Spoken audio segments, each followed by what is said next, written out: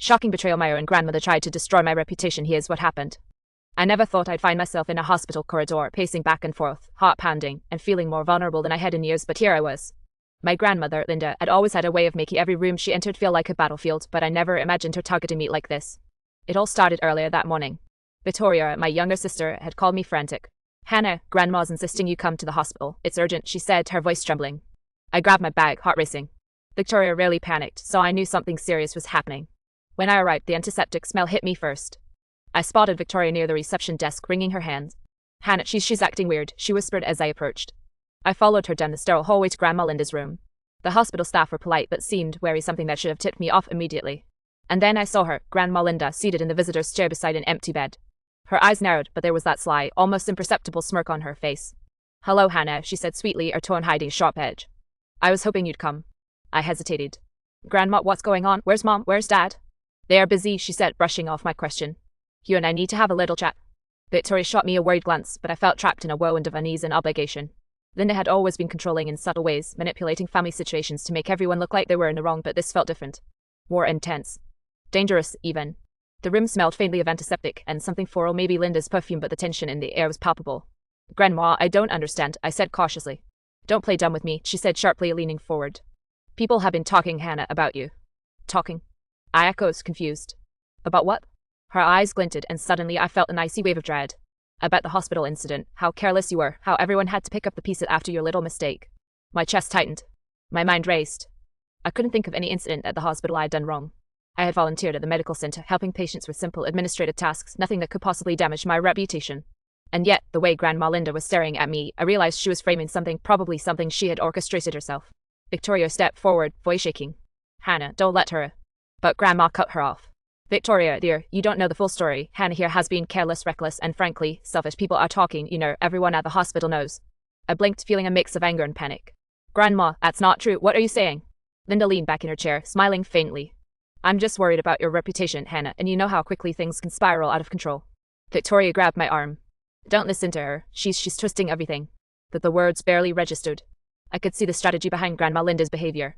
She had always loved attention, power, and subtle revenge. And now, in a hospital, a place that should have been neutral, safe, she was turning everyone's eyes against me. As I sat down heavily, feeling a surge of helplessness, I realized something horrifying. This wasn't just about a hospital mishap. This was about control. About revenge. And my grandmother had just set the first trap. I felt Victoria squeeze my hand, offering the only comfort in a room that suddenly felt like a courtroom. I took a deep breath, trying to steady my shaking hands. "Grandma, I don't know what you're trying to do, but I'm not guilty of anything." She tilted her head, feigning sympathy. "Oh, Hannah, sometimes the world doesn't see the truth, does it? People believe what they want to believe." I clenched my fists, fighting the urge to yell. Something told me this was only the beginning and that by the time I left this hospital, my life might be completely different. The next few hours were a blur of whispered conversations, furtive glances, and that gnawing sense that everyone around me was silently judging me. Grandma Linda had a talent for planting doubt, and now it seemed like she had spread it everywhere. Even the nurses, who had always been kind to me during my volunteering, were suddenly watching me like I'd committed some unspoken crime. Victoria stayed glued to my side, but I could see the tension in her jaw, the way she kept glancing at the staff and then back at me, as if warning me silently. "Hannah," she murmured, "something's definitely going on. They're looking at you weird, like they're suspicious." I nodded, trying not to panic. "I know," I whispered, my voice tight. "But Grandma, she's dangerous when she wants something. I can't let her ruin this." And she was doing exactly that. It started subtly. A nurse approached Grandma Linda, whispering something in her ear. I caught fragments, words like incident, volunteer, and complaint. My stomach dropped. My grandmother was feeding lies, spinning a story about me that wasn't true. I tried to intervene. "Excuse me." I started, but Grandma's hand shot up, cutting me off. "Hannah, let me handle this. You just stay calm." Her smile was venomous, polite but deadly. I wanted to scream, to shake Victoria awake from this nightmare, but we both knew better. The hospital was full of staff and patients.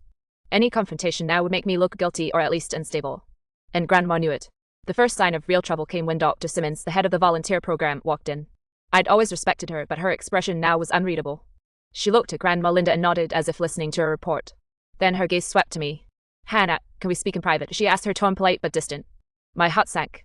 I followed her to a small, glass-walled office near the nurse's station. As the door clicked shut behind me, I realized how isolated I was. "Something's happened," Dr. Simmons said carefully. "We received reports of some irregular behavior while volunteering in the past week." I froze. "Reports? What reports? I haven't done anything wrong." She sighed. "I know this is shocking, but there are statements claiming that you mishandled patient information, that there were mistakes in administration, and that staff members were left to cover up after your shifts." My knees nearly buckled. That's not true. I've never done any of that. I've been careful. Victoria can vouch for me." Dr. Simmons frowned. Victoria Hasgood, but the statements we received, they all say otherwise, and they all came from the same person. I could barely breathe. Who said this? Her lips pressed into a thin line. Your grandmother, Hannah. Everything hit me at once. My own grandmother Linda was systematically destroying my reputation. In the hospital, in front of staff who had once trusted me, I felt dizzy, betrayed, like the floor beneath me had vanished. I can't believe this, I whispered, my voice shaking. Why would she do this? Dr. Simmons looked sympathetic but firm. I'm afraid I can't answer that. You'll need to explain your side in writing, and we'll investigate, but be prepared. The word of a senior family member carries weight, especially from someone like your grandmother. I left the office feeling hollow. The hospital corridors that had felt suffocating earlier now seemed like a maze of judgmental eyes. Every whisper, every glance, every nod made me flinch. Victoria intercepted me near the elevators, her expression fierce. Hannah, I can't believe she would do this. We need to fight back. She's lying. We can prove it. I shook my head, tears pricking at the corners of my eyes. It's not that simple. She's got everyone convinced that I'm incompetent. She's ruining me, Victoria. Victoria grabbed my hands, holding them tightly. Then we'll show the truth. We'll fight this. I'm not letting her destroy you. But even as I nodded, a part of me couldn't shake the betrayal. Grandma Linda wasn't just meddling in family matters anymore. She had weaponized the hospital itself to target me. And the more I thought about it, the more I realized this wasn't just about revenge. This was personal. Later, when we returned to Grandma's room under the pretense of checking in on her, I noticed her smirk again. She was calm, collected, like she had won before the game even started. And that smirk, the one that had haunted me since childhood, was now an open challenge. I clenched my fists. My grandmother wanted to destroy me. Fine. But I wasn't going to give her the satisfaction without a fight. Over the next few days, the hospital became a battlefield. Every time I walked down the hall, whispers followed me. Staff members who had smiled at me before now avoided eye contact, muttering under their breath. Even volunteers I trained began glancing nervously like I was a ticking time bomb. Grandma Linda had done more than ruin my reputation. She'd poisoned the entire environment. Victoria refused to leave my side. She became my shield and my strategist, quietly gathering proof that I hadn't made any mistakes. We need to be smart, she said one evening, leaning over the hospital cafeteria table, our papers spread like a war map. Emails, schedules, patient logs, anything that shows you were careful and professional. If we can present this clearly, we can stop her. I nodded, but the sense of betrayal gnawed at me. How could my own grandmother do this? She'd always been manipulative, yes, but I'd never imagined her crossing this line. Now it wasn't just whispers, it was a full-blown campaign. The first real complication came when Dr. Simmons called me in for a meeting. I walked into her office, bracing myself. She handed me a folder thick with printed statements, each one signed with my name or at least forged to look like it. I skimmed through, heart hammering. Tasks I had completed perfectly were described as incompetently handled, careless, negligent. This is impossible, I whispered, shaking my head. Dr. Simmons' eyes were sympathetic but professional. Hannah, I know you're telling the truth, but these reports are convincing. I need your detailed account and any proof you can provide. Right now, your reputation is at stake and people are paying attention. I swallowed hard, realizing the enormity of what I was facing. Every shift, every volunteer activity, every interaction was being scrutinized. And Grandma Linda was orchestrating it like a master puppeteer. That night, Victoria and I stayed late in my apartment, compiling evidence. Emails, shift logs, screenshots of volunteer records, even video footage from the hospital cameras. Each piece made me feel slightly stronger, but the fear lingered.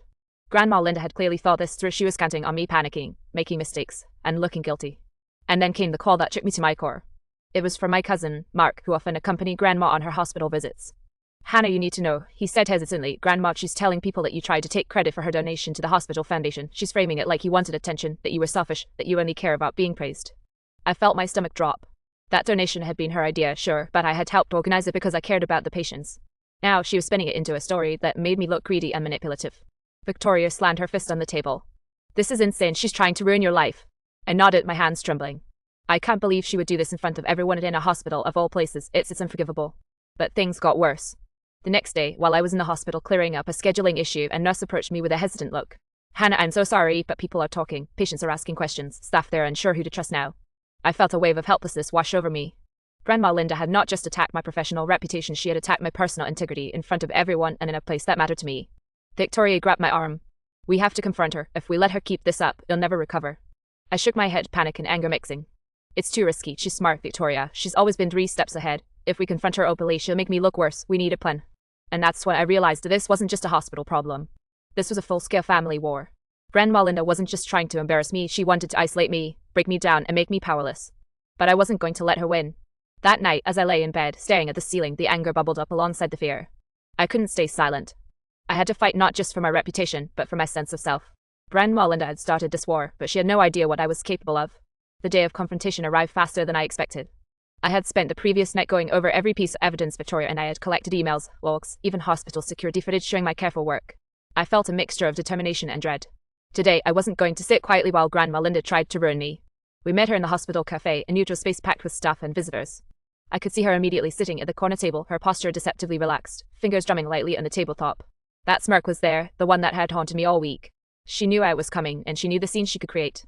Victoria whispered under her breath, "Stay calm, don't let her bait you." I took a deep breath and approached. "Grandma, we need to talk." She looked up, eyes glinting with amusement. "Oh, Hannah, I was wondering when you'd finally confront me." I ignored her jab. "I have proof that everything you said about me is false, every statement, every claim, it's all lies." She tilted her head, feigning innocence. "Lies? I'm just trying to protect the family name. People are talking about your behavior. It's serious." I pulled out the folder, placing it on the table with deliberate force. "These emails, logs, and even hospital footage show otherwise. I've been careful, professional, and responsible. You've been trying to twist this, and it stops today." Linda laughed softly, a sound that made my blood boil. "Hannah, do you really think you can outsmart me? I've been handling family affairs far longer than you've been alive. Everyone believes me." Victoria stepped forward, her voice sharp. "Not everyone. Some of us actually check facts before believing manipulative nonsense." I felt a surge of courage. "You've crossed the line, Grandma. This isn't about protecting the family, it's about revenge. You're deliberately destroying my reputation, and I won't let you get away with it." Linda's eyes flashed. "Revenge, Bo, Hannah, you wound me. I'm merely ensuring that the truth about your recklessness is known." I slammed my hand on the folder. "The only truth here is that you've lied, manipulated, and tried to make everyone think I'm guilty of things I didn't do. I volunteered here for months, and I've never made a mistake that even comes close to what you're accusing me of." A small crowd of hospital staff had started gathering around, curious whispers spreading. Some recognized the tension, others didn't know what had sparked it. I realized that confronting her openly could either expose her or backfire horribly, but I had no choice. Victoria pulled out her phone and played a short video clip from the hospital security footage showing me carefully handling patient files, cross-checking schedules, and completing my tasks without error. The room went quiet. Linda's smirk faltered slightly, but she quickly masked it. "Videos don't tell the whole story. There are witnesses, statements." I raised my hand. "Statements you forged, emails you altered, people who trust you blindly because you've manipulated them for decades, but today the truth is here, and everyone here can see it." A nurse stepped forward. "Actually, I was part of the team. Everything she's showing is accurate. Hannah has been meticulous. The reports we received were suspicious." The cafe went silent. My grandmother's eyes darted, searching for a lifeline, but the support was on my side now. Staff members nodded, murmuring agreements. Her carefully constructed web of lies was unraveling in front of everyone. Finally, Linda stood, her hands trembling slightly, a rare crack in her armor. You've gone too far," she hissed, voice tight. I leaned in, calm but resolute. "No, Grandma, you went too far, and now everyone sees it. You tried to ruin me, and you failed." Victoria wrapped her arm around me. "We're not letting her control us anymore." Linda stormed out of the cafe, leaving a stunned crowd behind. I felt my heart pounding, a mixture of adrenaline, relief, and lingering anger. For the first time in days, I felt like I could breathe. The battle wasn't just about the hospital or my reputation, it was about reclaiming my voice, my dignity, and proving that no one, not even Grandma Linda, could control my life with lies. And in that moment, surrounded by supportive colleagues and my sister, I realized something crucial: the truth always has a way of coming out even when someone powerful tries to bury it. The hours after the confrontation felt surreal. Grandma Linda had left the hospital in a huff, her composure shattered in front of the very people she had hoped to manipulate. Staff and volunteers alike approached me cautiously, offering quiet words of support. Some even apologized for doubting me, genuine remorse in their eyes. Victoria and I found a quiet corner near the nurse's station. She grabbed my hands and squeezed them tightly. "Hannah, you did it. You faced her, showed the evidence, and she couldn't spin her lies this time." I exhaled, letting a tremor of relief pass through me. "I can't believe it. After everything, she actually believed she could ruin me in front of everyone." Victoria shook her head, a small smile breaking through. "That's Grandma for you, always thinking she's 3 steps ahead, but today she underestimated you." I looked around the hospital, seeing familiar faces now softened with understanding rather than suspicion. Even Dr. Simmons gave me a subtle nod, as if silently acknowledging that the truth had prevailed. "Hannah," she said later in the day, "we'll be updating records to reflect what actually happened. Your reputation here is restored." A wave of gratitude washed over me. After days of tension, whispers, and quiet accumulation, I finally felt vindicated. But the victory was bittersweet. Grandma Linda's betrayal had cut deeper than just my reputation. It had shaken my trust in family and reminded me of just how cruel some people could be when fueled by revenge. That evening, Victoria and I walked out of the hospital together, exhausted but resolute. "Do you think she'll give up now?" I asked cautiously. Victoria shrugged. "Knowing her, probably not, but she's lost the upper hand. That's what matters. You proved yourself, and that's all anyone should need to see." I nodded, thinking about the long road ahead.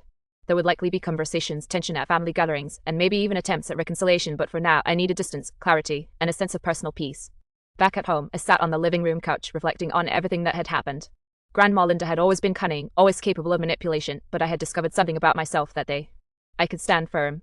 I could gather evidence, confront falsehoods, and assert my truth. I wasn't powerless, and no one, not even a family elder, could strip away my integrity without consequence. Victoria plopped down beside me, tossing a half-empty cup of tea onto the coffee table. "You know," she said, smirking slightly, "I think we make a pretty good team when it comes to taking down manipulators." I laughed, a genuine, relieved laugh that felt foreign after days of anxiety. Yeah, we do. I don't think Grandma saw that coming." The following days brought a strange kind of calm. The hospital staff returned to their normal routines, volunteers went back to their schedules, and the whispers about me dwindled. Word spread subtly that the accusations had been unfounded, and slowly the cloud over my reputation lifted. And yet, the experience left its mark. I found myself more vigilant, more discerning about who I trusted, and more willing to confront deception head-on. Grandma Linda hadn't won, but she had forced me to confront a reality I hadn't fully considered, that even those closest to us could betray us, and that truth sometimes needs to be fought for, not assumed to be self-evident. That evening, I called my cousin Mark, who had been quietly observing the family drama unfold.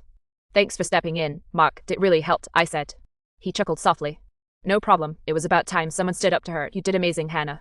I hung up, feeling a mix of exhaustion and relief. The battle had been draining, but it had also illuminated the strength I didn't fully recognize in myself. Grandma Linda's betrayal had been shocking, yes, but it had also forced me to grow, to claim my own voice, and to understand that reputation isn't just what others think of you, it's also what you know to be true about yourself. As I finally sank into the couch, letting the weight of the week wash over me, I realized that the storm had passed. The hospital, the staff, and even my family had witnessed the confrontation. The truth had emerged, loud and undeniable, and for the first time in days, I felt like I could breathe freely again. I wasn't just Hannah, the target of my grandmother's revenge. I was Hannah, the woman who faced manipulation, stood her ground, and emerged stronger. And that realization, above all, made the betrayal slightly less painful and the victory infinitely sweeter. It's been a few weeks since the hospital confrontation, and I've had time to reflect on everything that happened. At first, I felt exhausted, drained from the emotional roller coaster that Grandma Linda had dragged me onto. Her betrayal was shocking, not just because of what she did, but because it came from someone I had trusted deeply for my entire life. Victoria and I have talked about it endlessly. She keeps reminding me that what we went through was extreme, but also that it revealed something important, my own strength. "Hannah," she said one afternoon as we sorted through old volunteer files together, "you stayed calm under pressure, collected evidence, confronted her, and won. Most people crumble under manipulation like that." She was right. I had always seen myself as careful and responsible, but this experience taught me that I was also capable of courage and strategy, even when someone close tried to ruin me. Grandma Linda thought she could control the narrative, but the truth has a way of fighting back, and so do I. I've also realized the value of allies. Victoria was my rock throughout this ordeal, and her unwavering belief in me made all the difference. Mark, my cousin, quietly offering support behind the scenes, proved that even in a family full of tension, there are people you can count on. I now understand that facing betrayal doesn't mean facing it alone, it means recognizing who will stand with you when the storm hits. The hospital itself became almost a symbol of resilience. Walking those same corridors where whispers had once followed me, I no longer felt small or judged. Staff members greeted me warmly again, some even laughing quietly with me about the ridiculousness of the accusations. I saw familiar faces, and the weight of humiliation that had hung over me began to lift. But perhaps the most profound lesson is about boundaries. Grandma Linda had crossed lines I didn't even know existed, weaponizing family ties against me. I learned that it's okay to set limits, to confront manipulation head-on, and to protect my own reputation and mental health, even if it means challenging a family elder. Trust doesn't mean blind loyalty, it means holding others accountable, no matter their age or status. I've also started documenting interactions more carefully, keeping records of volunteer work and communications. It may seem extreme to some, but after facing someone like Linda, I feel empowered knowing I have evidence to protect myself if needed. Knowledge and preparation are tools I didn't fully appreciate until now. Emotionally, the experience left scars, but also growth. I felt betrayal so sharply that it shook my sense of safety in family, yet I also felt an emerging confidence in my own judgment. I know now that my voice matters, that standing up for myself is not just valid, it's necessary. And while I will always be careful around manipulative personalities, I also know I'm stronger and wiser because of what I survived. Grandma Linda hasn't completely vanished from my life, but the dynamics have shifted.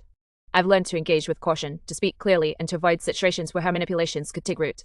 I no longer fear her subtle jabs or quiet schemes the way I once did. In the end, this ordeal was not just about clearing my name, it was about reclaiming my power. I discovered resilience I didn't know I had, allies who truly care, and the courage to confront betrayal openly and decisively. Family can sometimes hurt the most, but it can also teach the hardest lessons about strength, truth, and self-respect. Looking back, I can say with certainty, Grandma Linda thought she could destroy me. She thought she could twist perception and make people doubt my integrity. But in trying to ruin me, she only revealed the depth of my strength. The truth came out, my reputation was restored, and I emerged not just intact but empowered. I still feel a sting when I think of the betrayal, but it's now tempered with clarity. I know who I am, what I stand for, and that no one, no matter how cunning or close, can take that away without a fight. And I am more than willing to fight for my truth.